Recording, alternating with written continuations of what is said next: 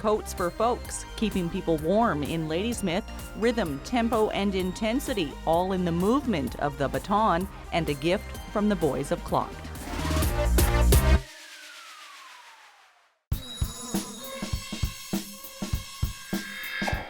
Hi, my name is Miff, and I work at the Soup Kitchen on Tuesday and Thursdays, and I help coordinate, and I am in charge of the Coats for Folks at 710 First Avenue. We work on a basis that if you want to send in something, just bring it in to us, and anyone can come in of the community and take part and choose an item and take it home. There is no charge.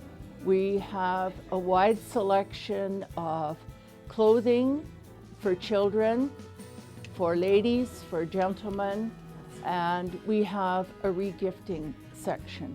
And these are gifts that people have kindly donated. They're items that maybe they have received for Christmas or another time frame, and they have passed them on to us. We don't charge for anything that we have here. And we hope that people will come in and not be afraid to come in and enjoy what we have to offer them. I really want to let ladies know that we have a nice selection of ladies' dress clothing. The children's area is well stocked. We have lots of socks. A lot of them are homemade. They've been made by folks in the area and have been donated along with toques and scarves. We have a lot of boots and shoes. We have children's books, adult books. We have bedding. We're always in need of bedding. We now have an extreme weather shelter here in Ladysmith, which we help provide for. And if anyone has wool blankets or nice sheets that they would like to pass on, we would always welcome that.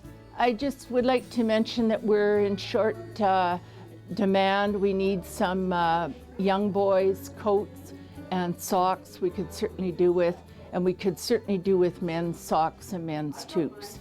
The town of Ladysmith is small, but the people have big hearts, and they certainly have come through with providing items for us in the soup kitchen and at the homeless and at the Coats for Folks. And we wish you a very Merry Christmas, and we will be open till the 18th of December, and then we will be closed for Christmas and New Year's and reopening in the new year. We're open Tuesday to Friday from 10 in the morning till 4 in the afternoon.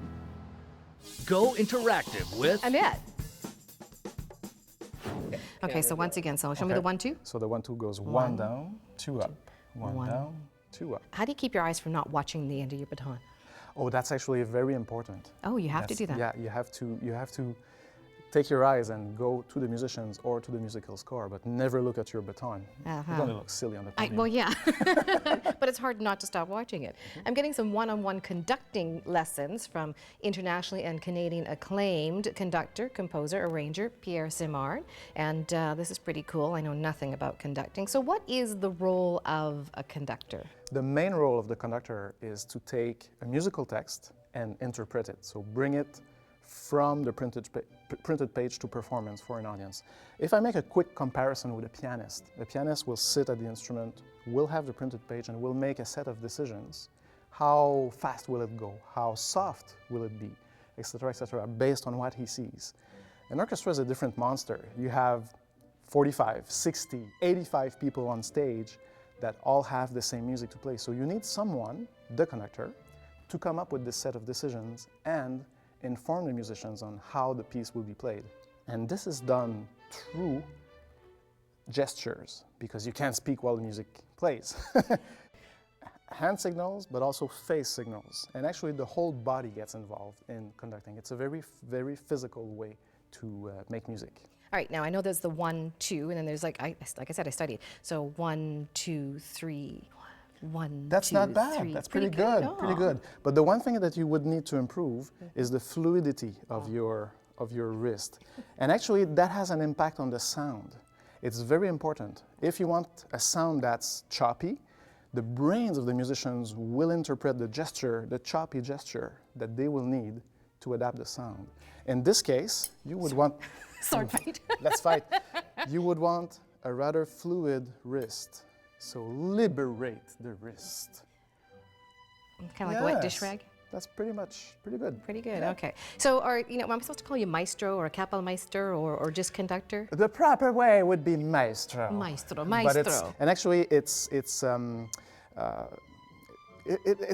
has become sort of a common address. It has some, weight with it, but it really means teacher, because that's also the role of the conductor, being a teacher for both the musicians and the audience. There is an educational aspect to the art of conducting. Growing up, were you inspired? Did you find any mentors from the old classic movies on TV? The bigger impact actually came through the public school system that maintained a musical program within its walls. And I started out on the violin, then became a professional oboist. And my first contact with music was really through the school's band.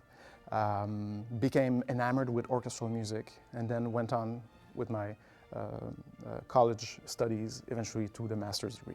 Are there rules, like you have to always have a baton, or can you use your hands? I mean, is there things that you should and shouldn't do? Yes, there is a code. Of course, the code is the same for any conductor, be it the maestro of the Berlin Philharmonic or a children's choir conductor. The code is always the same. Those things that we were just doing, the 2, the 3, the 4.